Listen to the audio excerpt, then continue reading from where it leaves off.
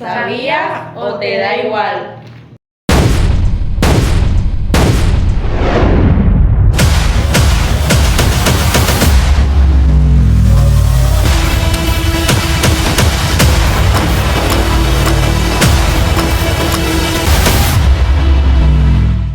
¿No le da la sensación de que el mundo está a punto de explotar? Sí, como que con cualquier cosa puede empezar un gran problema. Un país dice algo y otro responde y todos están a punto de pelear. Y eso no es nada nuevo. En 1914 pasó algo parecido.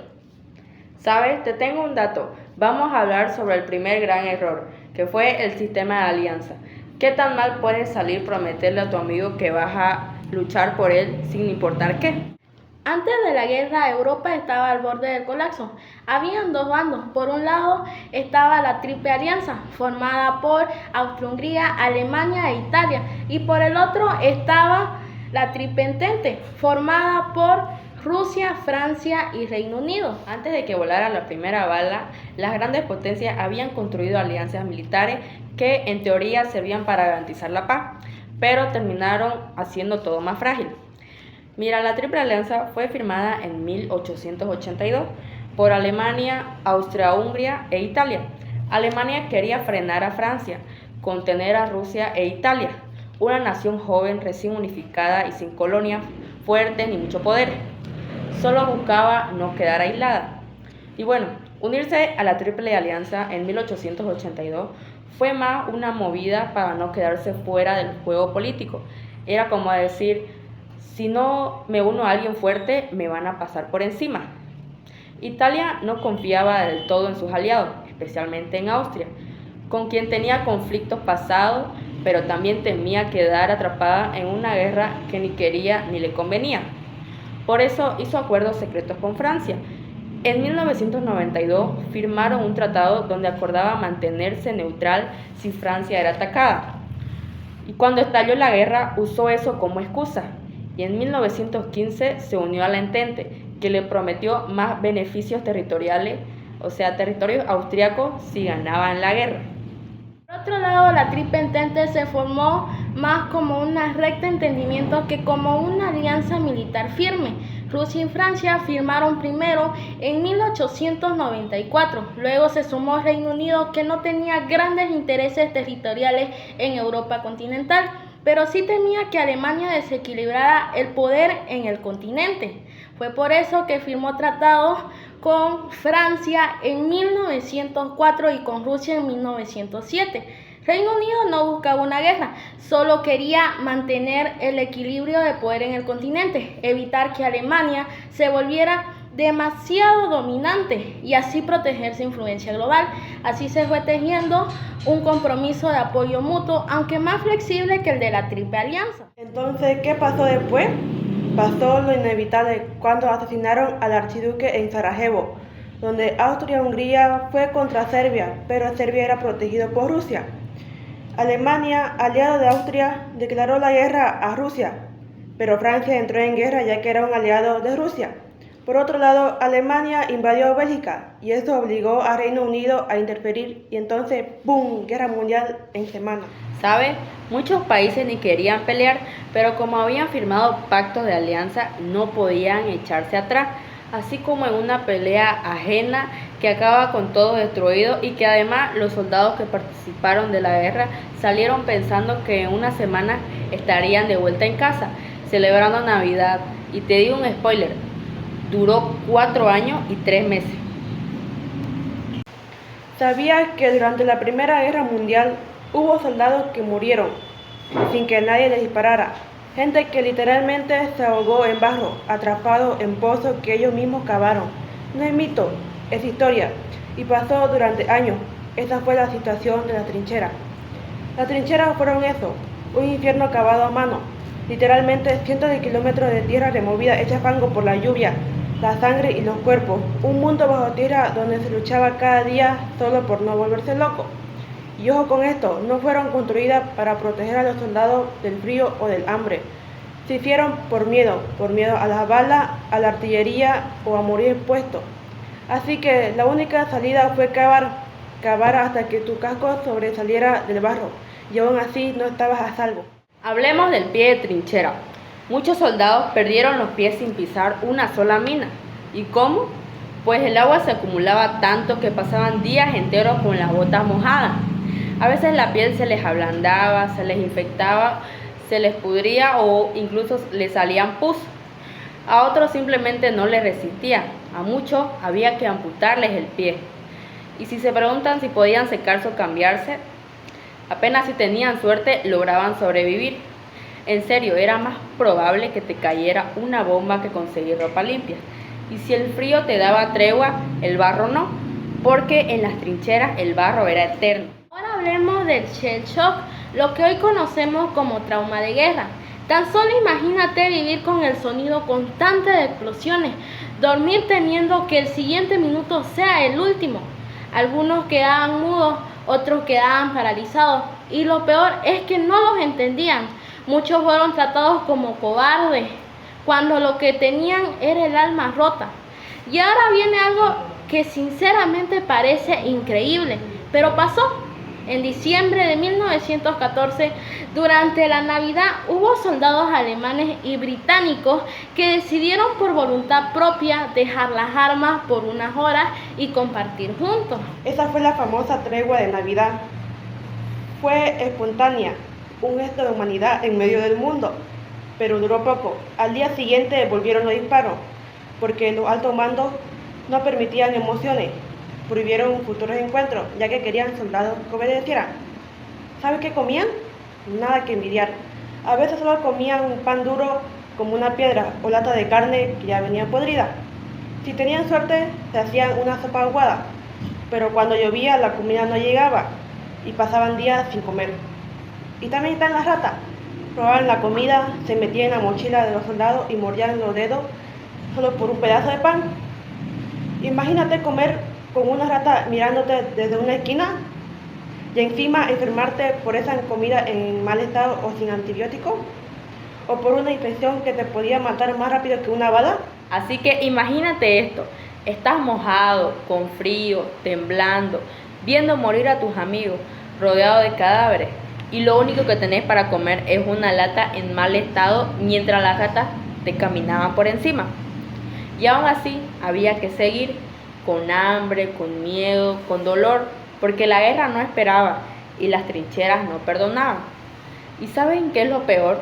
Que muchos entraron a esa guerra creyendo que volverían en una semana, que todo sería rápido, glorioso, pero pasaron 4 años y los que volvieron ya no eran los mismos. Algunos dejaron sus piernas, otros su mente y muchos no regresaron nunca. Y eso nos dice mucho, porque las trincheras no eran solo agujeros en el suelo, eran tumbas temporales, un espacio donde los vivos dormían junto a los muertos, donde las ratas crecían alimentándose de cadáveres, donde los gritos se mezclaban con el silencio de quienes ya no podían hablar. Todo eso por unos metros de tierra, porque sí, en la guerra de trincheras avanzar 100 metros podía tomar semanas y costar miles de vidas, todo por una colina, un árbol, una posición que a veces ni servía para nada. Era una guerra sin sentido, guerra por rutina, guerra porque sí. Entonces, pregúntate esto, ¿cuántas guerras, incluso personales, peleamos por inercia, por presión, por miedo a desobedecer? Porque las trincheras no solo se enterraban cuerpos, también se enterró el pensamiento, la duda y la humanidad. Las trincheras no quedaron en Europa, hoy también las cavamos, cuando dejamos de pensar, cuando obedecemos por miedo. Tal vez no huele a pólvora, pero sigue oliendo a rutina, a silencio, a resignación. Y hay otras trincheras mentales, sociales, políticas, y si no abrimos los ojos, vamos a volver a acabarlas. Tengo otro dato. ¿Sabías que hubo una batalla en la cual murió más de 1 millón de personas y que al final casi nada cambió? No ganaron terreno significativo, no se firmó la paz, tampoco acabó la guerra. Esa fue la batalla del Somme. Esta fue una de las batallas más sangrientas de la Primera Guerra Mundial. Empezó el 1 de julio de 1916 y duró hasta noviembre del mismo año. Fueron 141 días de fuego, barro, muerte y desesperanza. Todo eso por una ofensiva que apenas logró avanzar unos kilómetros. Y todo comenzó porque los aliados, principalmente británicos y franceses, querían aliviar la presión que Alemania estaba ejerciendo sobre los franceses en Verdún. La idea era simple, atacar otro frente para así obligar a los alemanes a dividir su fuerza, pero el resultado fue brutal. El primer día fue el más devastador. En solo 24 horas, el ejército británico perdió más de 57,000 hombres, la cifra más alta en la historia del Reino Unido. ¿Y sabes qué es lo más trágico? Que los soldados iban convencidos de que iban a una marcha segura.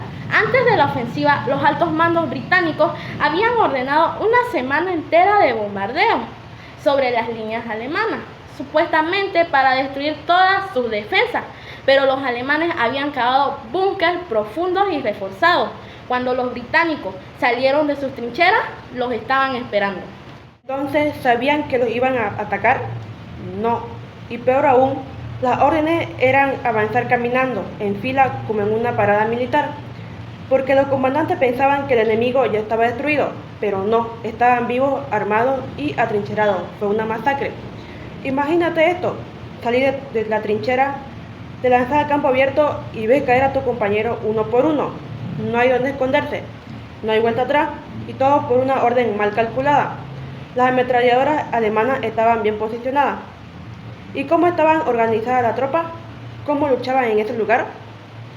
Ambos bandos estaban atrincherados. Se combatía día y noche por ganar apenas metros. Un avance de 100 metros podía costar miles de vidas. La artillería fue la gran protagonista. Se calcula que durante la batalla se dispararon más de 300 millones de proyectiles.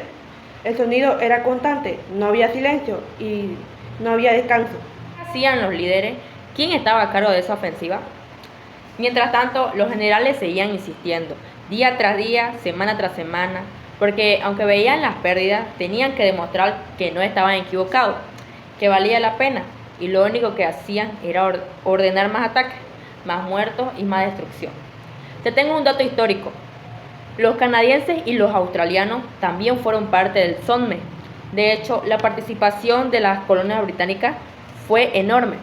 Muchos soldados venían desde el otro lado del mundo, creyendo que defendían la civilización. Murieron en un continente que ni conocían. La guerra no fue solo europea, fue global.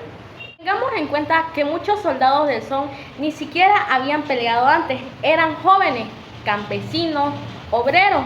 Algunos ni sabían disparar bien. Se inscribieron por patriotismo, por presión social, porque les dijeron que iban a ser héroes y murieron antes de aprender lo que era una trinchera. Y ahí está el gran dilema de esta batalla. ¿Cómo se mide el éxito de una guerra así? Pues sí, los aliados lograron desgastar al ejército alemán, pero a costa de miles de vidas cada día. ¿Realmente fue un avance o solo fue una masacre lenta con nombre oficial? ¿Y los tanques? ¿No fue ahí donde se usaron por primera vez? Sí, fue la primera vez que los británicos usaron tanques en combate, pero eran lentos, se quedaban atrapados en el barro y muchos se descomponían antes de llegar al enemigo. Aún así, marcaron el inicio de una nueva era de guerra mecanizada. ¿Y qué pasó al final? ¿Quién ganó? Depende de cómo lo mires. Técnicamente, los aliados avanzaron un poco. Perdieron más hombres que los alemanes, pero sí lograron debilitar parte de su ejército. Sin embargo, no fue una victoria clara. No se logró el objetivo original. No terminó la guerra. Fue más bien una lección brutal de lo que la guerra moderna podía ser. Y es por eso que el Somme quedó en la historia, no como una gran victoria, sino como un recordatorio de la terquedad, de la ceguera del poder, de cómo las decisiones de unos pocos pueden acabar con la vida de miles sin sentido. Fíjate esto, ¿cuántas veces seguimos adelante solo porque ya empezamos, aunque todo indique que estamos equivocados? ¿Cuántas veces preferimos no admitir errores, incluso si eso cuesta vida, relaciones, tiempo? La batalla del Somme no solo fue una batalla más, fue el momento en el que el mundo empezó a darse cuenta de que esta guerra no tenía héroes, solo víctimas, que no se trataba de avanzar, sino de sobrevivir. Lo dejamos hasta aquí, porque si no nos quedamos sin tema para la próxima. Además, me está dando guerra mental de tanta guerra real. Yo solo sé que después de esto valoro más estar en paz y con comida decente. Y sin rata, jamás olviden eso. Gracias por quedarte hasta el final. Si aprendiste algo, ya valió la pena.